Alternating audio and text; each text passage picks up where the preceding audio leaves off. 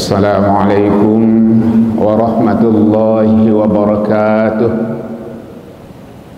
Alhamdulillahilladzi amarana bittaqwa wa nahana 'anittiba'il hawa.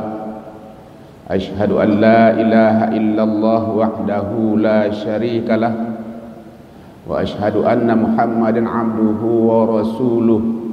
Allahumma shalli wa sallim wa barik ala nabiyyina Muhammadin wa ala alihi wa sahbihi ajma'in.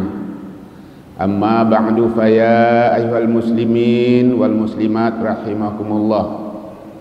Qala Allah ta'ala fil Qur'anil Karim wa bihi yahtadil muhtadun. A'udzu billahi minasy syaithanir rajim. Bismillahirrahmanirrahim.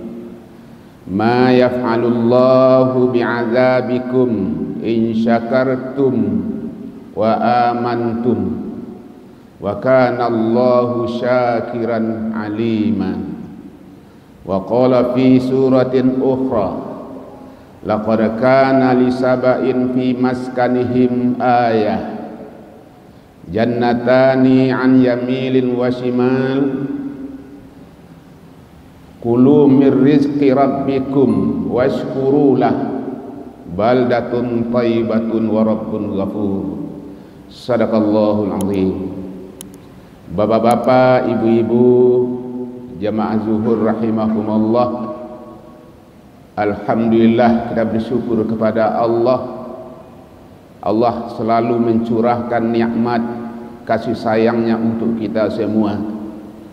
Mudah-mudahan dengan syukur kita itu akan Allah berikan kepada kita ganjaran yang baik di dunia dan di akhirat kelak. Salawat dan salam buat Nabi kita Muhammad sallallahu alaihi wasallam. Kajian kita zuhur ini kita akan berbicara suatu topik, yaitu syukur nikmat. Kalau kita lihat dalam tafsir Al-Maraghi, yang dikatakan syukur itu adalah pengakuan terhadap kurnia yang sudah Allah berikan dengan cara mengelola nikmat itu sesuai dengan kehendak Allah Subhanahu wa ta'ala. Bila nikmat tidak dikelola dengan benar, itu namanya termasuk kufur nikmat. Jemaah zuhur rahimakumullah, kalau kita lihat sangat banyak nikmat yang Allah berikan kepada kita. Apa yang ada di bumi, di daratan, di lautan, di gunung-gunung, semuanya itu adalah nikmat. Kalau kita pandai mengelola dengan benar dan baik, insya Allah itu sangat besar manfaatnya untuk kita. Tetapi kalau tidak pandai mengelolanya, inilah yang kita cemaskan. Ayam di lumbung mati kelaparan, ikan di laut mati kehausan. Jadi kalau begitu kurang tepat atau barangkali kurang pandai mengelola alam, maka terjadilah kemiskinan di mana-mana. Hamba Allah jamaah zuhur rahimakumullah, maka mensyukuri nikmat yang sudah Allah berikan itu adalah suatu keniscayaan. Kalau kita tidak pandai mensyukurinya, nikmat akan berubah menjadi laknat, bahagia akan berubah menjadi sengsara. Maka melalui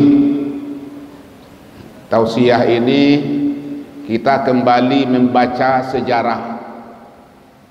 Dulu ada namanya kaum Sabak Sabah itu adalah daerah yang ada di negeri Yaman, jaraknya lebih kurang 150 kilo dari ibu kota Yaman, San'ah. Pada awalnya negeri itu adalah kering tandus, air sedikit, sehingga rakyatnya itu rebutan untuk mendapatkan air, malah terjadi pertengkaran, malah terjadi cekcok antara satu sama lain. Atas kebijakan pemerintahnya dibangunlah suatu bendungan yang besar, namanya Bendungan Ma'rib, yang panjangnya 620 meter, lebarnya 60 meter, tingginya 16 meter. Kemudian juga dianjurkan masyarakatnya membuat bendungan masing-masing, sehingga mampu mengaliri lahan lebih kurang 100 km persegi. Akhirnya negeri Sabah itu menjadi subur dan rakyatnya bertani, berbentuk tani perkebunan, kemudian peternakan dan lain-lain sebagainya. Sehingga kaum Sabah itu profesinya adalah petani dan pedagang. Sewaktu kerajaan Sabah itu diperintah oleh seorang perempuan yang bernama Ratu Belkis, yang pada saat itu kaum Sabah itu masih beragama menyembah matahari, yasjuduna lisyams. Suatu ketika Ratu Belkis dipanggil oleh Nabi Sulaiman untuk menghadap. Kenapa? Karena perlu Nabi Sulaiman memanggil mereka itu untuk mengajaknya ke dalam agama tauhid. Surat panggilan itu adalah dengan melalui perintah Nabi Sulaiman kepada burung, innahu min Sulaimana wa innahu bismillahirrahmanirrahim alla ta'lu 'alaiha wa'tuni muslimin. Diperintahkan kepada burung untuk menyampaikan surat itu kepada Ratu Balkis. Burung datang, kemudian dijatuhkan surat itu di istana Ratu Balkis, kemudian dibaca oleh Ratu Balkis, ini ada surat dari Sulaiman. Maka dia kumpulkan stafnya untuk mengadakan rapat kilat bagaimana menyikapi surat yang datang dari Nabi Sulaiman. Akhirnya mereka berkesimpulan, surat ini harus kita terima, harus kita kabulkan, kita harus menghadap kepada Nabi Sulaiman itu. Waktu itulah Nabi Sulaiman mengajak mereka itu menganut agama tauhid, yang sebelumnya mereka itu adalah menyembah matahari. Dengan demikian akhirnya kebun-kebun yang mereka miliki itu adalah subur makmur, sehingga andai kata ada seseorang yang membawa keranjang di kepalanya, kemudian melewati kebun itu sampai di seberang, maka keranjang itu penuh dengan buah-buahan tanpa dipetik, tapi hanya karena disentuh oleh keranjang itu. Andai kata ada pergi ke sana yang berwisata, jalan-jalan agak 10 hari, 15 hari, tidak perlu membawa belanja, sudah cukup dengan nikmat kebun yang cukup subur itu. Jamaah zuhur rahimakumullah, semakin kuat akidah tauhid mereka, semakin subur dan makmur negeri Sabah itu. Tapi waktu berlalu, masa berganti, Ratu Balkis meninggal, maka kaum yang tinggal sesudahnya kembali menyembah matahari. Istilah kita namanya murtad. kembali mereka kepada agama semula, agama musyrik, menyembah matahari. Karena mereka menyembah matahari tidak ada pedoman, yang dari pedoman dalam hidupnya adalah hawa nafsu. Mereka tinggalkan ajaran tauhid, yang mengendalikan diri mereka adalah hawa nafsu. Karena hawa nafsu yang memimpin mereka itu, apa yang terjadi? Maka para konglomerat, para pembesar-pembesar berusaha bagaimana menguasai kekayaan yang ada di negeri Sabah itu, sehingga rakyat jelata, rakyat biasa jatuh miskin karena kekayaan negeri dikuasai oleh konglomerat dan penguasa.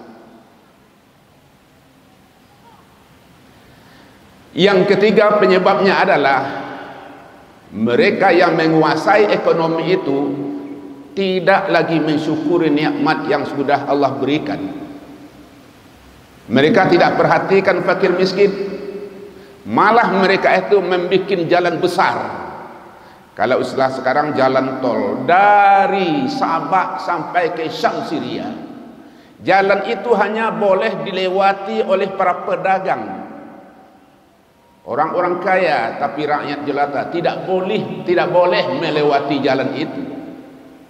Akhirnya karena ekonomi yang tumpang antara si kaya dengan si miskin, terjadilah cekcok, rasa tidak senang bagi orang-orang miskin.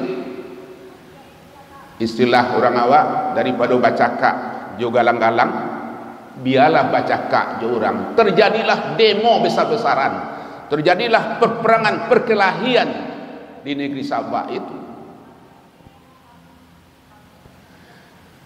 Karena begitu lamanya, tidak susah pemimpinnya bagaimana untuk mendamaikan kaum Sabah itu.